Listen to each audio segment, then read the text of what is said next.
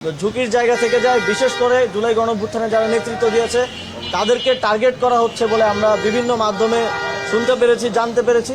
আমি মনে করি যে বিগত প্রায় 1.5 বছরের যে অভিজ্ঞতা সরকারের কাজ করতে গিয়ে আমার হয়েছে, সেটা আমার নির্বাচনী আসনের জনগণের জন্য কাজ করার জন্য আমি কাজে লাগাবো এবং এই অভিজ্ঞতাটার অত্যন্ত প্রয়োজনীয় ছিল এবং এখন আমরা শিখেছি যে কিভাবে মানুষের সমস্যা সমাধান করতে হয়, কোন অফিসে কোন কাজ হয় এবং আমি মনে করি যে আমার আসনের জনগণের যে সমস্যাগুলো আছে, প্রত্যেকটি থানার প্রত্যেকটি ওয়ার্ডের ইন্ডিভিজুয়াল যে প্রবলেমগুলো আছে সেগুলো সমাধানের জন্য আমার সেই অভিজ্ঞতা কাজে আসবে এবং একই সাথে এই প্রত্যেকটি ওয়ার্ডেই অনেকেই আমাদেরকে সহযোগিতা করছেন, এগিয়ে আসছেন স্বতঃস্ফূর্তভাবে, কোনো ধরনের রাজনৈতিক ব্যাকআপ ছাড়া জনগণের পক্ষ থেকে একটা স্বতঃস্ফূর্ত অংশগ্রহণ আমাদের নির্বাচনী প্রচারণায় এবং নির্বাচনী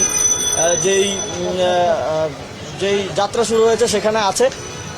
সেটা আমাদের জন্য সবচেয়ে বড় প্রাপ্তির বিষয় এবং আমরা মনে করি যে জনগণের জন্য যেহেতু কাজ করতে চাচ্ছি, জনগণ আমাদেরকে ইতিমধ্যে সমর্থন দেখিয়েছেন, সামনের দিনও দেখাবেন এবং জনগণকে সাথে নিয়ে আমরা এই যাত্রাটা পার করব। আচ্ছা, যেহেতু আপনি সরকারে ছিলেন এবং সামনে নির্বাচন আছে, আপনি এখন প্রার্থিতা গ্রহণ করার পরে আপনি নিরাপত্তা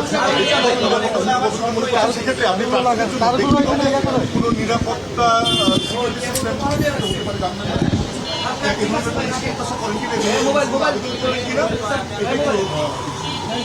বিশেষ করে শরীফ ওসমান হাদির যেই হত্যার ঘটনা ঘটেছে, আমরা দেখেছি এখন পর্যন্ত সরকার আসামিদেরকে গ্রেফতার করতে ব্যর্থ হয়েছে।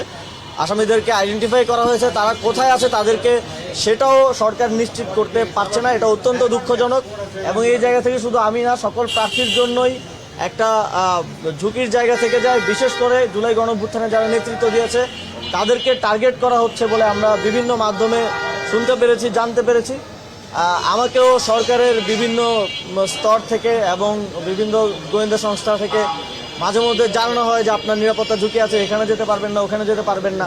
ফলে আমরা যদি ফ্রিলি মুভ না করতে পারি তাহলে নির্বাচনী প্রচারণার ক্ষেত্রে আমরা অনেকটাই পিছিয়ে যাওয়ার সম্ভাবনা আছে। সেক্ষেত্রে আমি মনে করি যে শুধু আমি না, এ ধরনের যাদের ক্ষেত্রেই ঝুঁকি আছে, এটা সরকার এবং সরকারের গোয়েন্দা সংস্থাগুলো ভালো বলতে পারবে, তাদেরকে নিরাপত্তা দেওয়ার জন্য সরকার সর্বোচ্চ ব্যবস্থা গ্রহণ করবে। সেটা প্রার্থী হোক, নির্বাচন কমিশন হোক, এই সম্পূর্ণ প্রক্রিয়ার সাথে যারা জড়িত আছেন সকলের নিরাপত্তা দেওয়াটা সরকারের এবং আইনশৃঙ্খলা রক্ষাকারী বাহিনীর দায়িত্ব। আমরা শহীদ ওসমান হাদির মতো অবস্থা যেন আর কারো না হয় এবং এর মধ্য দিয়ে দেশের পরিস্থিতি অস্থিতিশীল করা, নির্বাচন বানচাল করা এবং বাংলাদেশকে একটা অন্ধকারের দিকে ঠেলে দেওয়ার সুযোগ যেন কেউ না পায়, সেটা সরকারকে নিশ্চিত করতে হবে।